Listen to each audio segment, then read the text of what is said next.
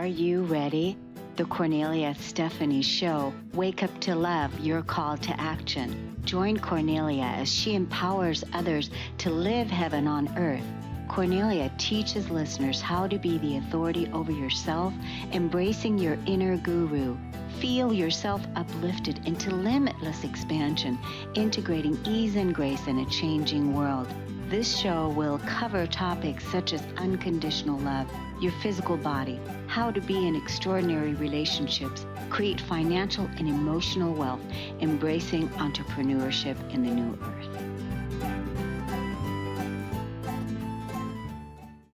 Hi, everyone. Welcome to the Kornelia Stephanie Show.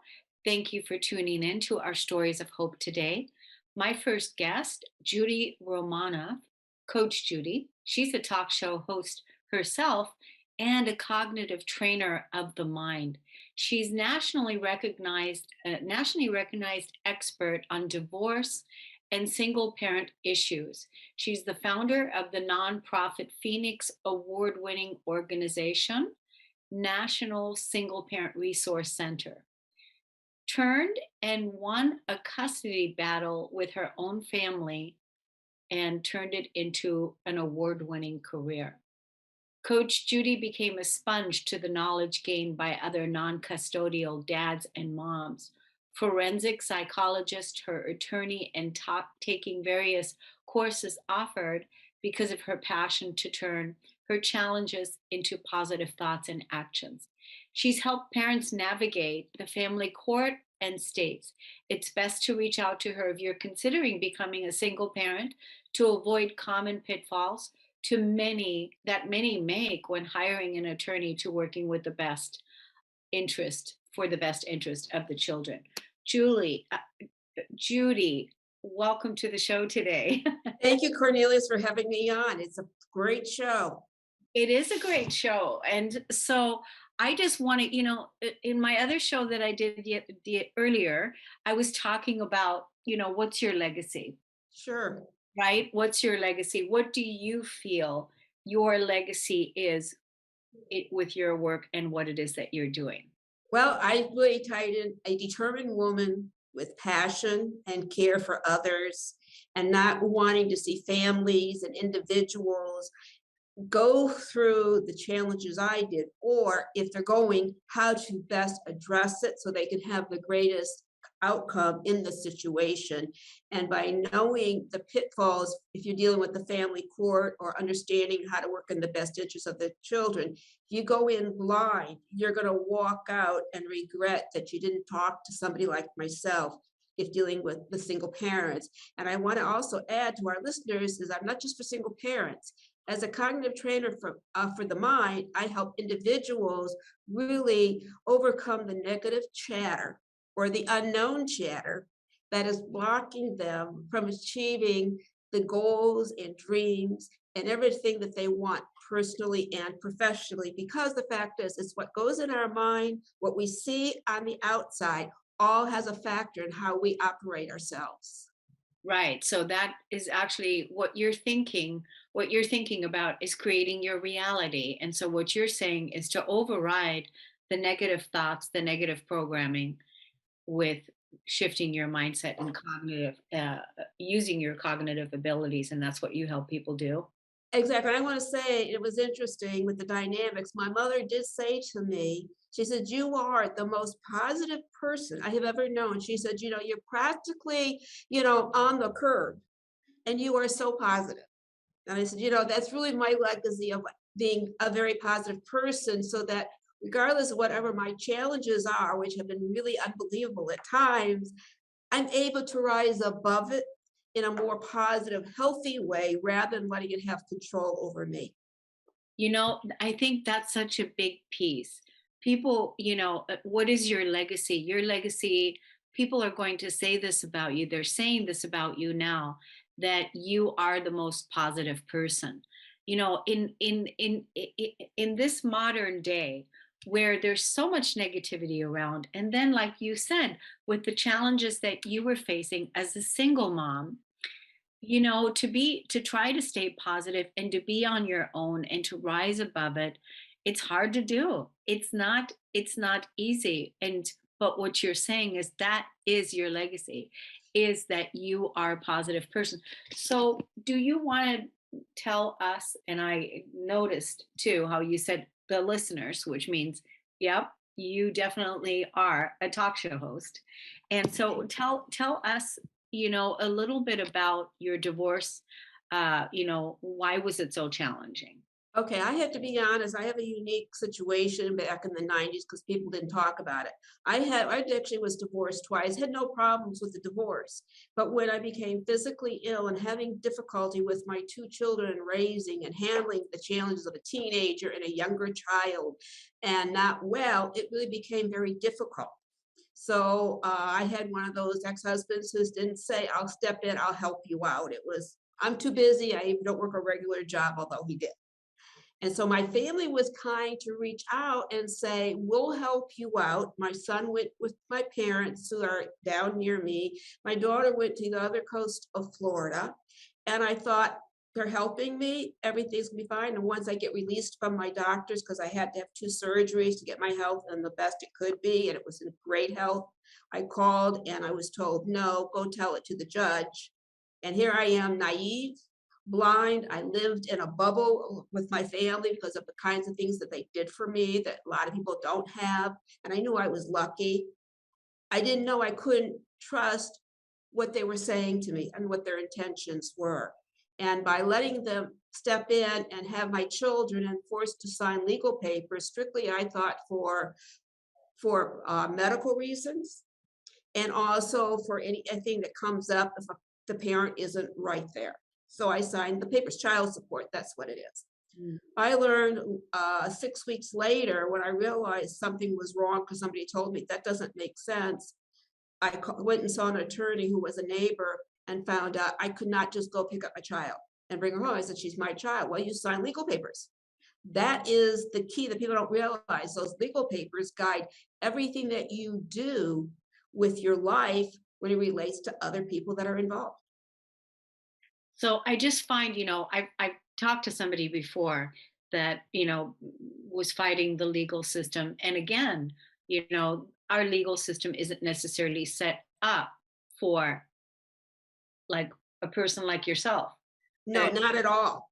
it's right. That's what we're talking about here is kind of trickery. It's kind of, Exactly. There's tricks and games. And if you know, like when you're in court, attorneys have all set of games that they can use to get you stirred, riled, twist things. And depending on your behavior and how you handle that, it can also be misread. So that you need to know how to really handle yourself, how to dress, how to take all the game playing and know how to work it to your advantage and what things to get concerned about and what not to, but also then reach out so that you're not going through it alone. As we know, if you're going through a hard time, the best thing is having people there supporting you, caring about you. And I was lucky I was able to also get knowledge. A friend of mine took me to the family court system to learn how to use the law library, and I actually helped my attorney with the court case, as a matter of fact. yeah, I think it's so important. Like you said, you were not Eve. You went in and you're just going in there thinking that everything's going to be set up to be, supportive to you. It's hard enough when you're, like you said, you're dealing with health challenges, you're a mother raising your children on your own, and now you're fighting for your livelihood, your house, your support, and all the things. And then the system is not set up to, the way that the contracts are set up, or the way they try to trick you. That's terrible, because what you should really be focusing on is grieving the loss of the relationships that didn't work out, right? Because that also. Exactly. People don't realize it's like, my spouse died. Well, I believe on both sides, because both are parties when a relationship doesn't work, is that in some ways it's like dealing with a living death, especially if you really love and still love that person. You're dealing with a living death and that person's there. You have to deal with them and you have to learn how to deal and work with these people who really have hurt you terribly. Yeah. And you have to think about what's in the best interest of the child. And for me, it was I have to think what's in the best interest. I want my child to know I've done everything. As an example, when my daughter daughter did come home and they were having Thanksgiving, my parents invited my daughter, not me, and I had to actually take my daughter and deliver to her, to my parent and family's Thanksgiving dinner and leave. Wow. And that's just one example. Right. And that's hard. That's really hard because think about it, ladies and gentlemen, that when you are grieving the loss of a relationship and something didn't work out, you already feel really weak. You feel that because it's a loss.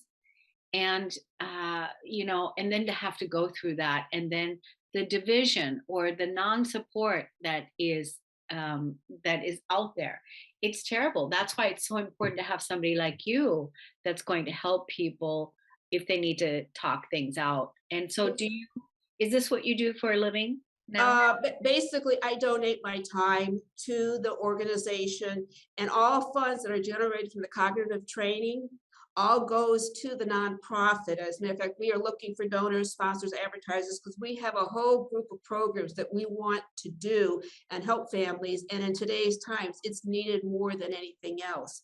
So what we're doing is creating a directory of all types of businesses from all over, so people can know where to turn from an everyday thing for individuals, married and not married, to have resources.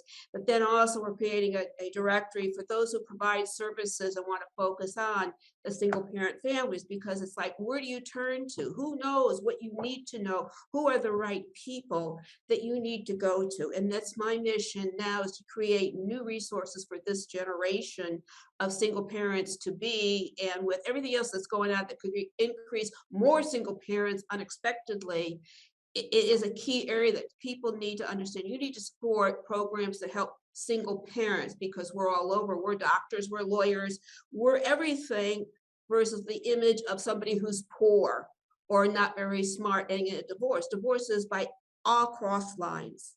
Yeah. And I find that that's the challenge I had early on. And I fortunately had the financial needs at the time to don't use my money to do the organization. Of course, things have changed, but I said, I will do everything I can to keep the organization going and to expand and do more and build a new team, because no matter what you do, it's a team that comes together to make things successful. It's not just one person. Yeah. So all of those that are out there listening, definitely contact Judy. How do I say, am I saying your last name correctly? Romanoff? Right, but I will say I also go by Coach Judy as a brand and as Coach Judy and cognitive trainer for the mind, because I want people to realize you don't have to be a single parent to use the services and the knowledge that I have, because of the fact I've learned from losing everything, my home, everything in my life, and building a new life and having it be the foundation for everything in my life. Coach Judy, what's your social media handles? Where do people find you? All right, I have they can go to nationalsingleparent.org is our original website. It has the phone number, and if you want to even make donations. I have a new website that's coachjudy.info, which is going to be the business side with business we listed and other programs and information, and that's really up to date. So I recommend go to coachjudy.info if you need any services or programs by Coach Judy, and look at the website nationalsingleparent.org for all the different things that we have done, including our radio shows and testimonials. And I also have on there Coach Judy on nationalsingleparent.org. You can click on Coach Judy's practical tips for divorce and single parenting and get 10 great tips that you can use and apply in your life, even if you're not a single parent. Thank you for all the wonderful work that you're doing. Thank you for building such a wonderful legacy. We're going to take a break on the Kornelia Stephanie show. Coach Judy, I was going to say Judge Judy. Oh my gosh. Coach Judy, thank you so much for being here. We'll be right back.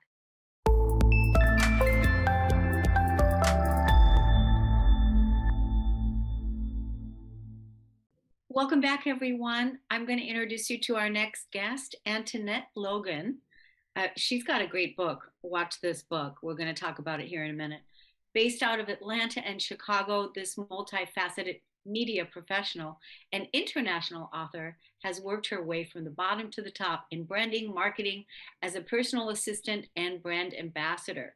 Additionally, Ms. Logan has used her experience from childhood abuse and dysfunctional family relationships to complete a certification as a life coach expert focusing on trauma and becoming an advocate for children and parents of fractured relationships. Welcome to the show today, Antoinette. Thank you for having me. I'm so glad to be here with you. Oh my gosh, I just love your entrepreneurial, spirit, and also how you were, doing your certification, the life coach certification on trauma, specializing in trauma, and then also what you've done with your marketing and your branding, and getting out there. And then now tell us about that book that you just published. Well, it starts with I is really all about the person reading it. It's an affirmations book that focuses on self love, mindset, business, wealth, money, and growth. They are the main areas that I've always known that I need to focus on for myself. These affirmations are affirmations that I've been using over time. And specifically, when I wrote the book, I had experienced a situation, ended up seeing my significant other with another woman. And instead of staying mad and not allowing myself to grow past that moment, I turned that pain into positivity and profits by doing my affirmations and putting it into a book. That situation happened on Thursday, started writing the book on Friday. It was published and for sale on Monday. And 2 weeks later, I booked a ticket across the world and didn't come home for 2 years to go and tour for that very book. Well, So Jesus Christ, now that is awesome, right? thank Talk you. about Thank turning you. pain into talk about turning your pain into purpose. Absolutely. We all are going to experience things that don't feel so good, things that throw us off our track, things that make us feel like we can't make it till tomorrow. You a piece of life that just didn't feel so good. But outside of those things, we use that to grow and become stronger and give us more vision into what we're actually supposed to be doing. It's cliche to say that nothing happens to you, it happens for you, but it's really true. There is power in your experience. You can use your experience to make a lot of money just by sharing it with people that need your steps, your strategies, your techniques, your coping habits to get themselves out of that same or similar situation. Maybe the next book needs to be Make a Lot of Money. Come Because on, okay? I'm just saying, because I think even that title, Make a Lot of Money, that would make me be curious. I'm like, okay, make a lot of money, because really, truly, people want to make a lot of money, especially They do. entrepreneurs. Like my previous guest that I just had on, right? She's out there doing Mhm. volunteer work for nonprofit organizations, helping Wow, single parents, right, single women, to fight the court system so that she can get what's wow, rightfully coming to her, right? So when we make amazing. a lot of money, then we can donate to causes like that. Absolutely. And we can make a bigger impact. Exactly. Having a heart to do is one thing, but it's not enough, unfortunately. We do need finances to make an impact and actually achieve the levels that we see and envision in our minds. I'm pretty sure no one just really sat here and said, you know what, I want to have a business. They thought of a logo and they're like, that's it, that's all I want. No, we have visions far bigger than that, but it's going to take finances and capital to get us there.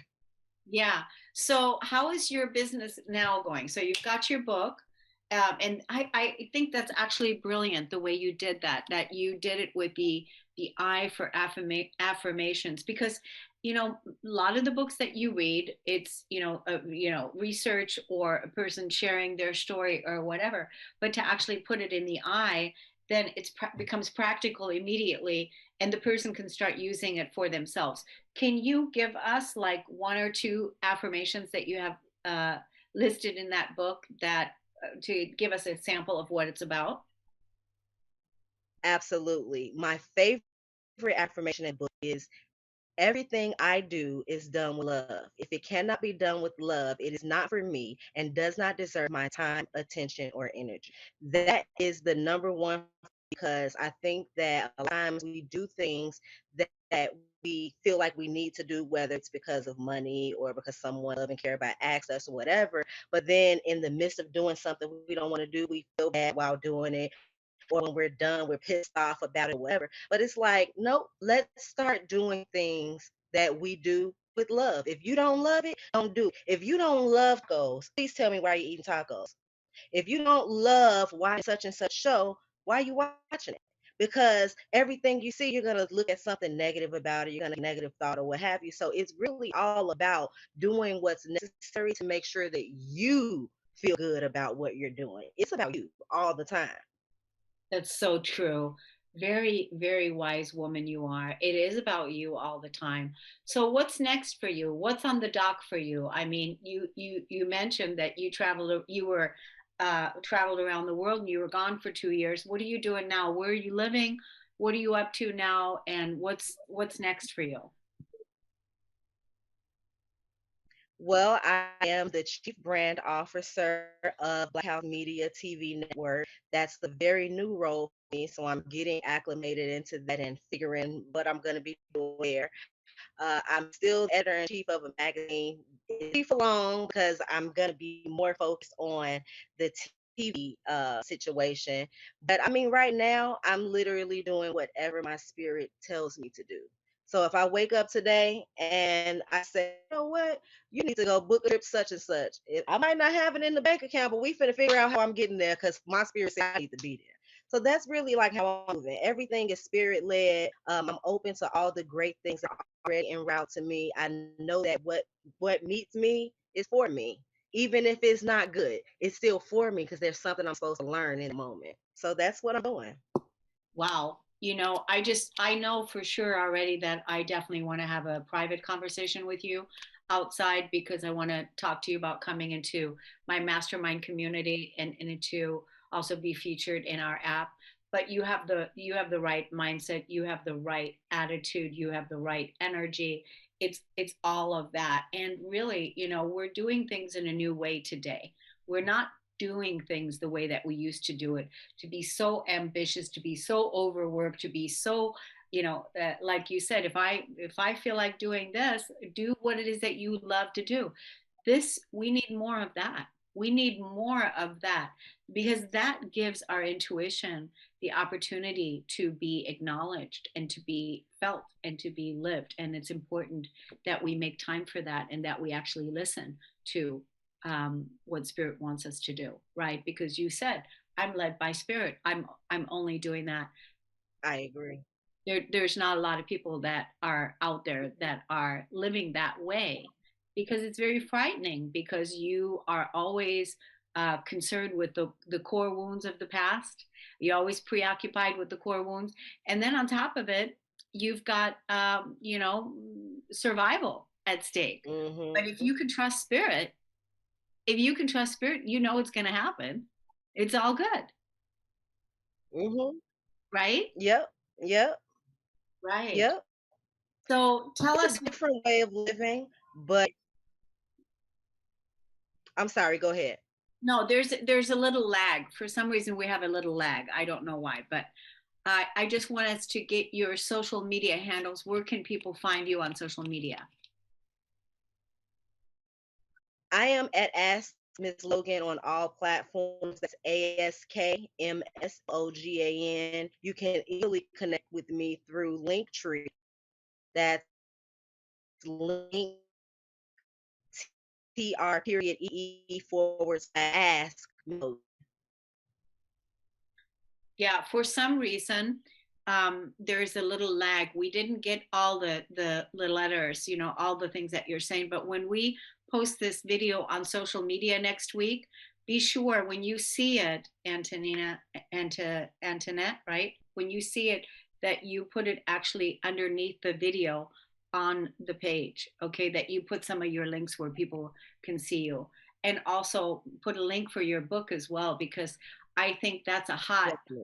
that's a hot book, and many more people need to have that those I am affirmations and be led by spirit. I want to thank you so much for coming on the show today. Absolutely. Yes, you're amazing. Absolutely. Yes, yes, thank you so much. We're going to take a break and we'll be right back.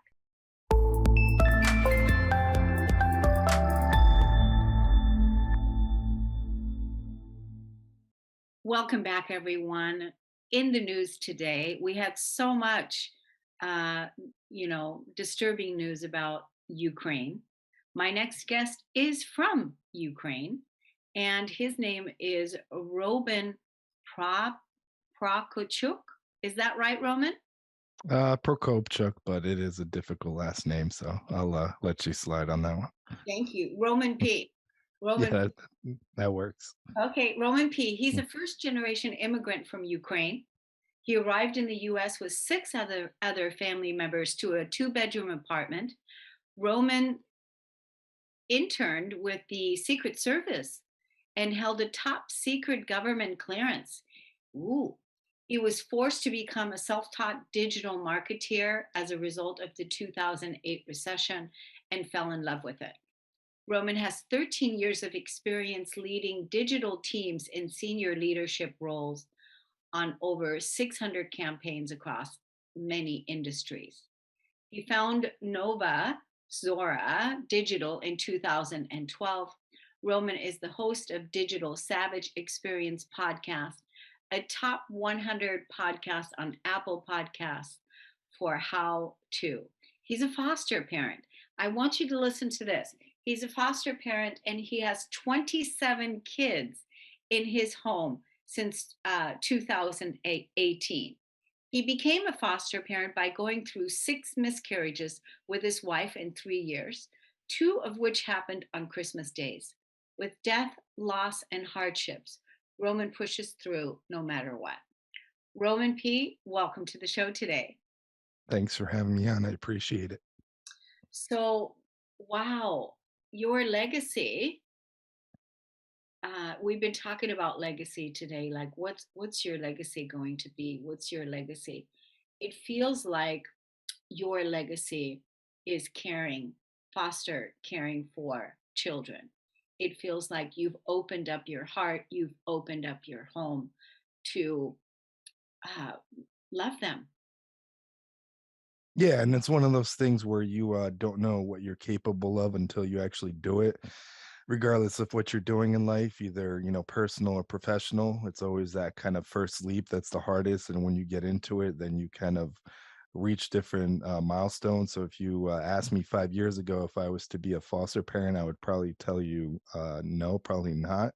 And then obviously in 4 years, fostering 27 kids, having five children under the age of four at once. So it's one of those things where you start something and you develop it and you truly don't know what you're kind of capable of. And when you see children coming from different parts of life and going through different things, some of which are 2 3 4 years old, that have been through more things than most adults will go through, it puts things into perspective.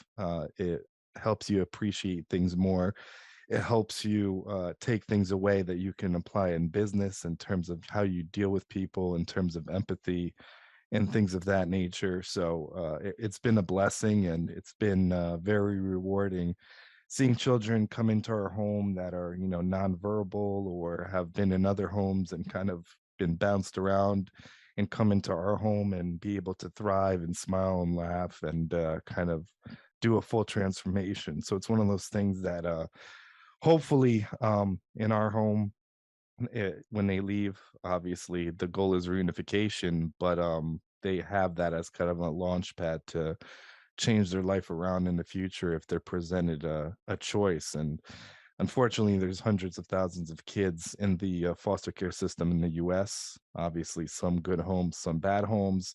And it's really not a surprise that there was a study that about 60 to 70% of those incarcerated have been in the foster care system at one point in their life in the US. So it's one of those things where I feel the foster care system has, potentially failed those when they were kids that are now adults. And there's a lot that can be done to reform the system, both on a national level and a state level. Wow. So, there's a lot of questions that are going through my mind when you were talking about the kids. And so, do you have a specific age group of kids that come through your home? Usually it's children a few weeks old to kind of the preschool years, so 2 3 4 years old. We've had a few teenagers we've had children, straight from the hospital, but usually kind of younger kids. So younger kids, and you said, some of them, they're nonverbal, they're not speaking, or so when they come, do they come, and how long do they stay usually? Uh, What's the we've we've process? had children from a few days to almost 2 years, the longest. So it's all dependent on the case, where the case is, what plan their parents or guardians are working, or they're staying to the plan. Is the case moving from reunification to adoption? It all depends, if they're taken and placed with us originally, or they're moved foster homes. But we've had short-term and long-term placements. You must live in a big house. I don't know how big. It's 3 bedrooms, but it's when there's a lot of kids, it's hectic, but we kind of make it work. It sounds like a big happy family. Is that the environment that you're providing for the kids, is to give them a sense of family and to give them a sense of emotional security? Yeah, I mean, just a safe place that they can feel comfortable and kind of start the healing process. I think with them also, the one of the first things that we've seen is really being regimented with the schedule, because things like malnutrition and neglect they've experienced. So it's really important to make a schedule so they know every day when they eat, when they bathe, so on and so forth. It kind of reassures them, because a lot of kids come with food hoarding issues, because they didn't know when they would be eating the next time. So we kind of got to get past that, and it's getting a child, regardless of what age they are, and really kind of figuring them out, what makes them kind of tick, what things they react to in terms of kind of triggers to whatever trauma they've experienced or saw. So it's kind of like getting a brand new child, like a newborn, and really figuring them out. Wow. So do you foresee moving forward, 5 years ago you weren't doing this, but do you foresee moving forward that in your life you're going to be fostering foster kids? I do. I don't know for how long, or whatever our situation is. Technically, we're designated as foster to adopt, and we have a child currently in the adoption unit. So hopefully, in the next few months, we get to adopt. It's the first kind of case that's moved from reunification to the adoption unit that we've had. So we've had the child since 2 weeks old, straight from the hospital. He's going to be 2 next month. But for the foreseeable future, yes, we see ourselves fostering. Wow. Your wife, she must be one lovable woman.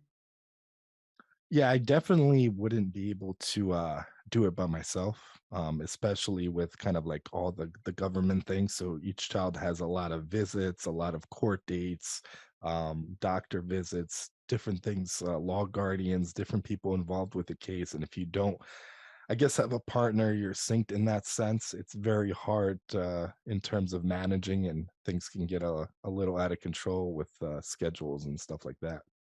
Well, it takes a special woman to, open her heart in that way, and to so that's why I said she must be really loving, open woman. So what do you want to touch on? Like, you guys had 6 miscarriages. And is this what got you talking about, should we foster? Yeah, I mean, it was kind of the launch pad, because in those miscarriages, we did infertility treatment. So obviously, a lot of stuff insurance doesn't cover. So we spent over $100,000 out of pocket throughout the whole process. And if you try to, straight adopt, that's also, tens of thousands of dollars. So we couldn't necessarily go that route in terms of exploring, but we thought, it's an opportunity to give back, and, an opportunity to possibly build our family, because like I said, we're foster to adopt. So if we have a child, their case moves into termination of parental rights, and they're able to be adopted. We would be the first ones that the Division of Child Services would come to, and ask, would you like to adopt them if the fit is right, if Oh, the children wants to stay with us, and it's kind of a good pairing. now are you still doing digital marketing? Yeah, I have a digital marketing agency, so that's kind of like my profession and my expertise. Does A that lot of bring the money in? what's that? Does the digital marketing bring the money in? Yeah, my agency, podcasting, stuff like that. So search engine optimization, social media, paid search, everything in kind of the digital realm. Good. Yeah, that's good. Well, it sounds like, you're very successful doing that because, but it just one feeds the other kind of thing. Because I know that, you're not making a lot of money, doing, foster caring, that's not, sustaining. I mean, there's a little bit of money, but definitely in today's world anyway, my gosh, with how much everything costs to have uh, that many kids come through that and they need a lot. Yeah, I mean, and that's a common misconception. Some states, I guess it might be for profit. In the state I am, it's not a profitable endeavor. So we do it out of kind of the goodness of our heart. The children get a stipend that covers food, clothing, activities, and things of that nature, and really nothing else. So foster parents in the state of New Jersey aren't paid. I guess if certain foster homes, foster parents have a lot of children and they in one way or another keep the stipend in a way, that's I guess misappropriating those funds, but there's no direct uh, compensation in terms of being a foster parent, resource parent, or whatever you want to call it in New Jersey at least. Is your wife a full-time mom? No, she was in retail management. She went back to school for education, so she started teaching. So Oh, okay, so she's a teacher, she's an educator. yep. Yeah. So what do you want to leave us with in the last couple minutes here? What do you want to say to the audience? What would you like to leave us with? I guess something like things you don't consider outside of your scope of comfort. So, foster care kids in the foster care system, there's a lot of them in the US. So, potentially volunteering, or if you ever thought about being a foster parent, possibly going to orientation in your area and see if it, fits what you have going on now, because obviously it's a lot to commit to, both emotionally and everything else. Because when the child leaves, it's obviously heartbreaking because you care about them, you want to keep them and see them safe. But you're definitely not. I guess you don't know what you're capable of until you do it. So if there's things outside of your comfort zone, things you can help out in your community, either mentoring or like we're doing in terms of foster parents, there's definitely a lot of needy people, kids, adults, and a lot of people out there just needy and struggling in today's day and age. Yeah, I think that was a really good point because most people wouldn't even know where to begin to look. But like you already said, in your local community, that you can go to an orientation meeting, just find out certain things, what's required, what's going on, to see if that would even be something that you can do. But basically, what you're saying is there's a need out there, and we have a lot of people that want to love, that want to support, that want to help, and it's needed. So go make that first step. Where can people find you on social media? How can they look you up? Yeah, so obviously the last name's a little tough, but if you look at Roman Prokopchuk on any platform, you can find me. Or if you look for my podcast or company, you can also find me. But yeah, it's fairly easy. Good. Well, I really, very enlightening conversation. Many blessings to you. Continue over your years of foster parenting and digital marketing success. Thank you so much for coming on the show today. We really appreciated having you, Roman. Thanks for having me on. I appreciate it. Thank you. We're going to take a break and we'll be right back.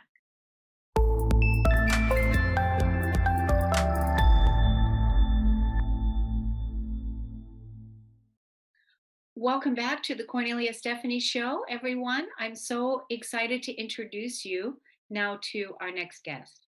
Reverend Corbie Mitleid has always been the different one, a writer and visionary in a completely medical family, father a doctor, mother a nurse, brother a doctor.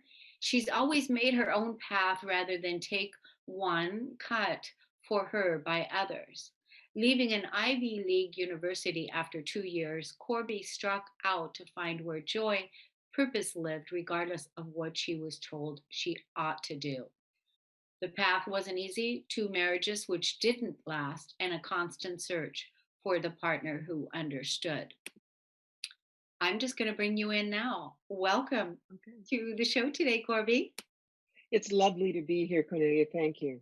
Yes, it's great. I also like your background. So basically, you went out and everyone, you could have become a doctor, you could have, followed those footsteps and done all of those things, but you were really a outlier.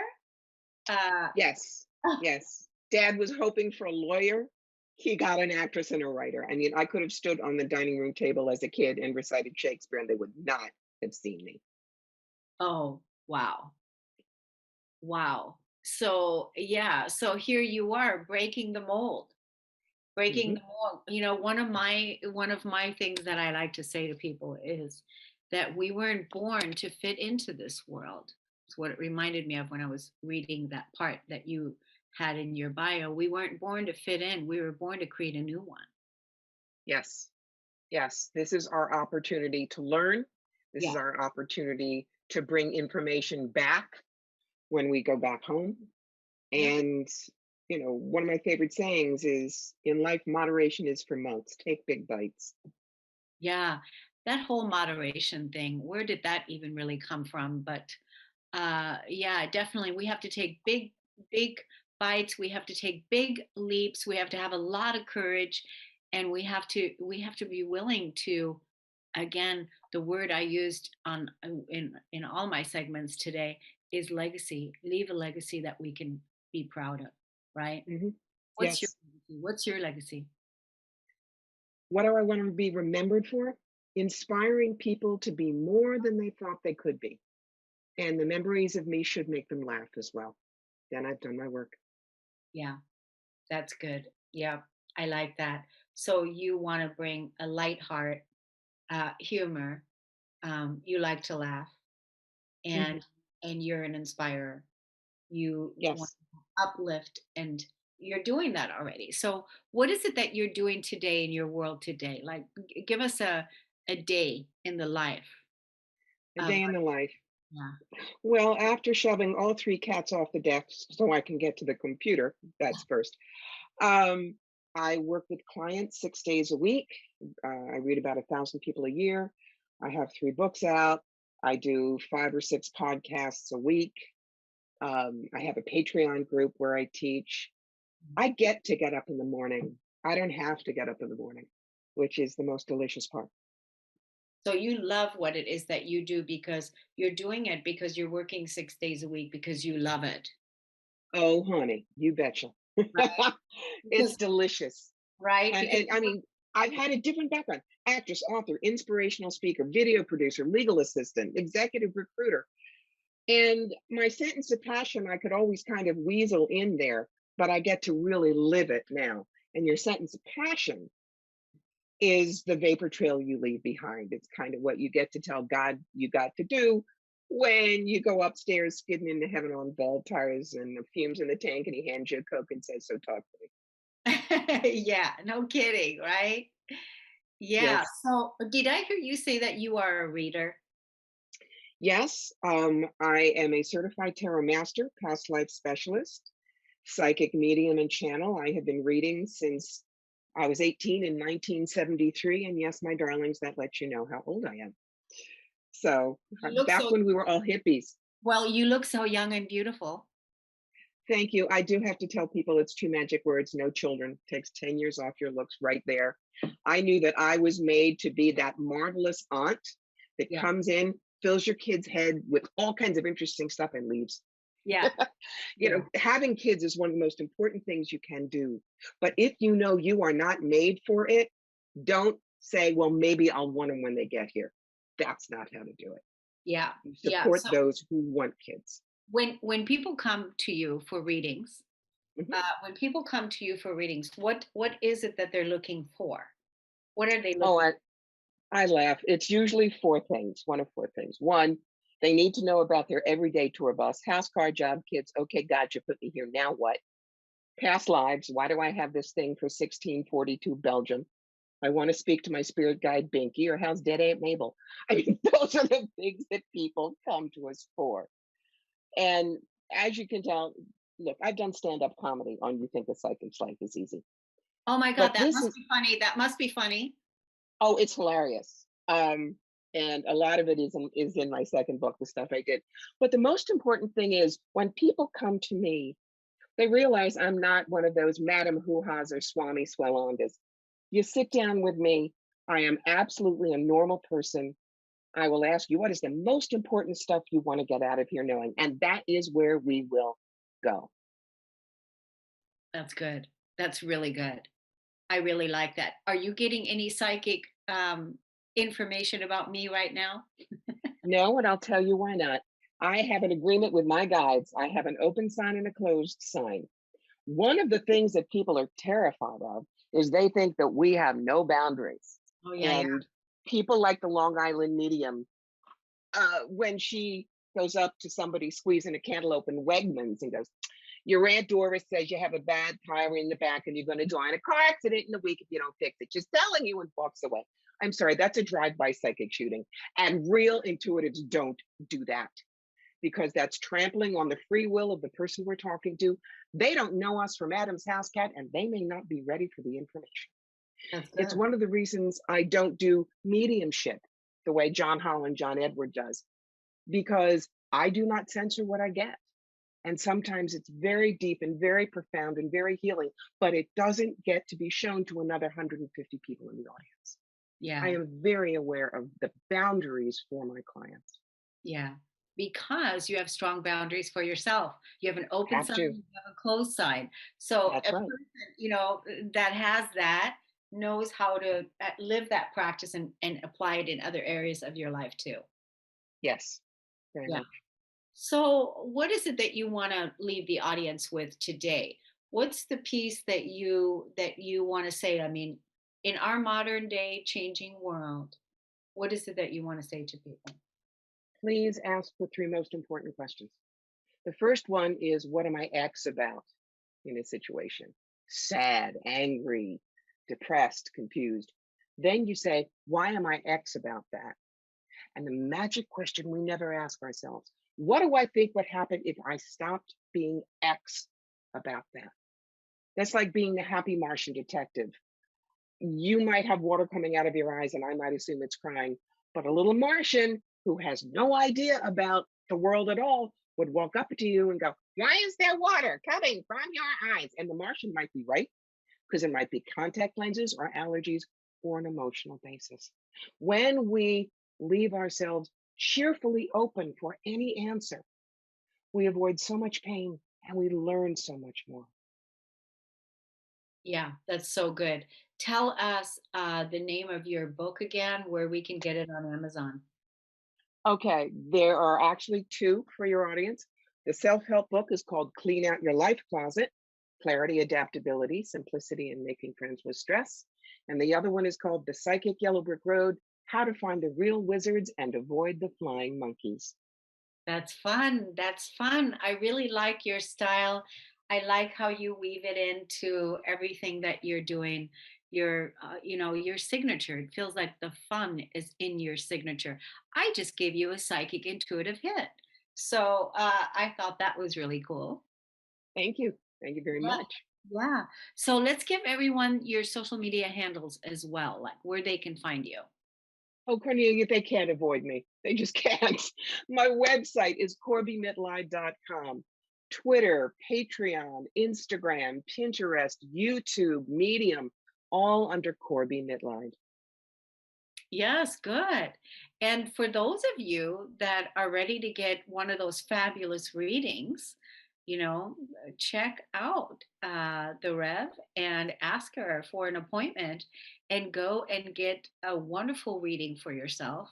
I just think, those are always such great tools that we can use to gain greater insight, greater awareness, and, just help us out at times when we need that support. Yes, I am here to give you the rock attack for your life. You're Mm. your own architect. I'll hand you the tools. Yeah, good, good. Well, I'm so glad that you came on the show today. Thank you so much for coming on. And I like your background. I like what you're up to. And so definitely want to talk to you again in the future. As we say in New York, we'll talk, we'll have coffee. That sounds good. We should do that. So that sounds good. Well, thank you so much for coming on the show today. And we're going to close out the show now, everyone. Thank you so much for Stories of Hope and for tuning in, for listening. If you're watching this video on YouTube, be sure to like, share, and subscribe to the channel. That really helps us build our community as well. And we appreciate you so much. Thank you for listening. Thank you for tuning in. We'll see you next time. Bye. You've been listening to the Kornelia Stephanie Show, Wake Up to Love, your call to action. Tune in each week on Transformation Talk Radio. Kornelia's joy is to engage others in practical ways, showing us how to live in the new earth in harmony with our true nature. For more information on Kornelia and her extraordinary work, or to listen to past shows, go to her website at korneliastephanie.com.